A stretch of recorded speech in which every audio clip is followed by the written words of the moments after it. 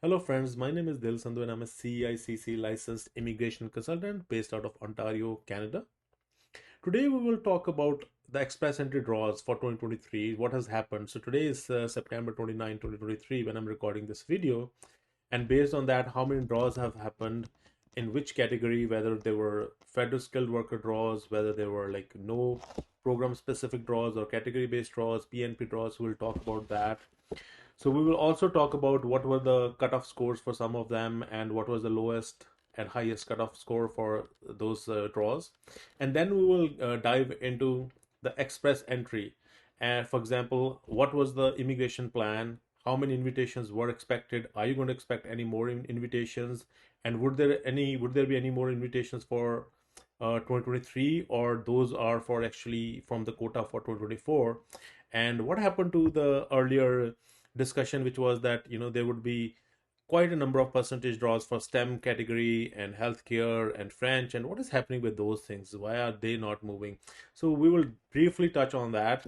So if you like this video and you find it useful, please do subscribe to the channel and press the like button. And without any further ado, let me just share my Excel sheet so that we can dive into this and look at some of the things which I want to discuss today. So if you see, what we have is the kind of draws which has happened.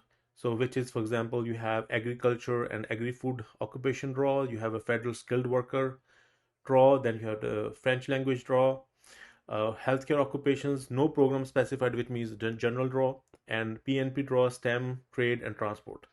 If you look at this sheet, you will see that there were total 31 draws, and out of those 31 draws, you had 16 draws which were for the general category, which is like general draw, you can say, no program specified. You have two for healthcare, four for French, and you had one for agriculture, one for STEM, one for trade, and one for transport, right? So the number of invitations issued is 86,048, right? And the one of the very interesting thing in this sheet is the percentage of invitations, right? As one would have expected. For example, there was a Globe and Mail article that the number of invitations in STEM category would be kind of 28%, and French would be 11 to 15, and healthcare 9 to 12. But from here, it doesn't seem so. Maybe the whole thing is that maybe the draws which have already happened in no program specified, there were already a lot of IT professionals there. Maybe that is the reason. But if you look at the numbers and the percentage, if you see, the maximum invitations were in no program specified, and there were less than just close to 0.6% of draws were in STEM, which is supposed to be the biggest, which we were hoping that this will be the biggest one. It would be like 20%, 30%, but this is just like less than a percent. And then you have trades, which is close to 2, and then you transport 1% of all the invitations. You had agriculture, which is also less than 1%. But if you see French language draws are happening, right? And these are almost like 9% of all the invitations has gone to French, which is quite encouraging. So that seems to be the only one which is kind of matching here. But all others seem totally haywire. And the most surprising one is the STEM. So my expectation was or is that this should move, or those numbers are totally haywire and they have kind of given up, or maybe they are already assuming that maybe these STEM professionals, which is science, technology, engineering, mathematics, they're already part of a normal CEC or a no program specified draws, and so on and so forth. So now let's look at the invitations. So now let me show you the draws which has happened and what were the cutoff scores. So let me just zoom it a little bit so that you can see clearly. So if you see, there were total 16 draws in no program specified, and the lowest cutoff score was 481 this year, and that happened in March 29, 2023. And the highest cutoff happened in September 19th draw, which was 531. For the provincial nominee, there is no point discussing that, because anyone who get a provincial nominee will definitely get invited. Then if you look at the French language proficiency, which is a part of the category draws which were announced in the mid of the year, so if you see, the lowest cutoff was 375, and the highest cutoff, which happened on September 27th, was 472. So that is a pretty low score as well. There was a healthcare draw. There were only two healthcare draws, and lowest you got is 463, which was the cutoff for CS score. Now, if you look at the transport occupation draw, so which happened around 9 days ago, which was 435, and then you have the trade occupations draw for 388. That was pretty low score as well. STEM occupation, people had a lot of hopes on this one, but there was only one draw, and that happened on July 5th. That was probably, I think, the first one, and it was 486. Then you had federal skilled worker, which was 489, and then you have the agriculture and agri-food occupation, which just happened yesterday. And if you see that, the score was the lowest ever recorded as far as the CS scores is concerned. It was 354, which is quite encouraging. So now let's look at the immigration level plans, right? For 2023, the immigration plan or target for permanent residence is 465,000 people. So these are not number of invitations, these are not number of applications, these are number of people. And since we are going to be doing the analysis for the express entry, so we are not going to be bothered by any of the other ones because there are different quotas. But all federal high skilled, all of them get invited through the express entry. So the federal government wants federal high skilled number of people would be 82,880. So that's the number of people they want from the federal high skill to become permanent residents. And the way they will become is through the express entry system. And the other way through express entry system could be provincial nominee program. Not all of them. So the provincial nominee target is 105,500. Not all of them would be through express entry. Maybe half of them would be through express entry and half would be through non-express entry, right? For example, just if I look at the Ontario nominee program, you will have there are three streams which are express entry based, and the rest 5 or 6 are in the non-express entry.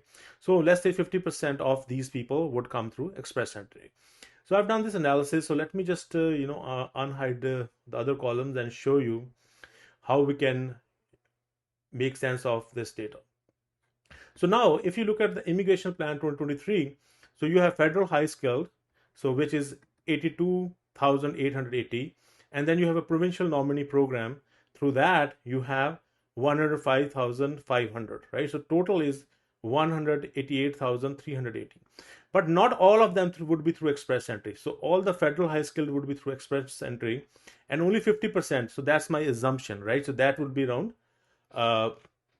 would be through the express entry. The rest would be through non-express entry. So the number of people they're inviting through express entry is 135,630. So this is based on assumption and based on kind of a guess and an estimate, right? So obviously this can't be 100% correct figure, but this is based on the assumption. Now there are two scenarios, right? Since we know that this is the number of people, these are not the number of invitations, or these are not the number of applications. In each application there might be two people. So that is the assumption, because if you're invited, if you fill the application, you may be single, then in that case you are one person in that application, or you could be a family of 4 people. It could be husband, wife, and 2 kids. So based on that, we are assuming that there are 2 people in one application. So the number of invitations would be half of this. So that is where I have put this number. So we have based on the assumption that there would be at least 2 people in one application. So here are the 2 scenarios. So first scenario is that when no invitation is declined, so number of express entry invitations we expect in 2023 is 67,815, right? So that's for the whole year. That's what our expectation is, right? So how many invitations have been issued till today, which is September 29, 2023? We have already issued 86,048 invitations. And number of invitations left for 2023 is minus 18,000. So which could probably mean is that the invitations for 2023 quota is kind of already most likely met. So any invitations which are coming maybe from now onwards, maybe for 2024, or the number of invitations which is going forward for October, November might be much lower. That is my guess, or that's what the data tells me.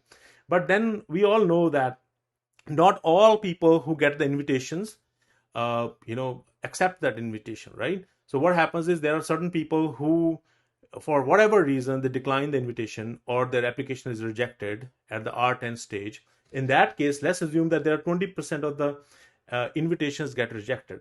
So now if 20% of the invitations get rejected, so we have to increase this number of invitations. So let's say based on the rejection rate of 20%, so number of express entry invitations expected in 2023 would be 84,000 instead of 67,000, because we are assuming that 20% would be rejected. So in this case, so number of invitations issued is same, 86,048, which we have seen. Still, the number of invitations left is minus, so they might have already met the quota. So my whole understanding is that there is no quota kind of left for 2023, and any invitations which might be happening now, they are maybe for 2024.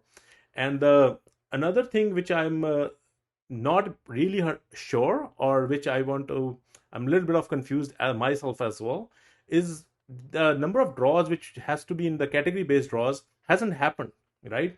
As we were looking at the earlier data, so we were expecting STEM occupations to be like 28% or to 31% of all invitations, but they have the lowest number of invitations for 2023. So my one of my guess is that it is possible that the new invitations which might happen, that might happen in these category based occupations, maybe in STEM or healthcare. So that is a possibility. So I hope that you like this video. If you did, I know this is a little geeky video, may not be useful for many people, but if you find it interesting, so please do like and subscribe to the channel. So thank you so much for watching.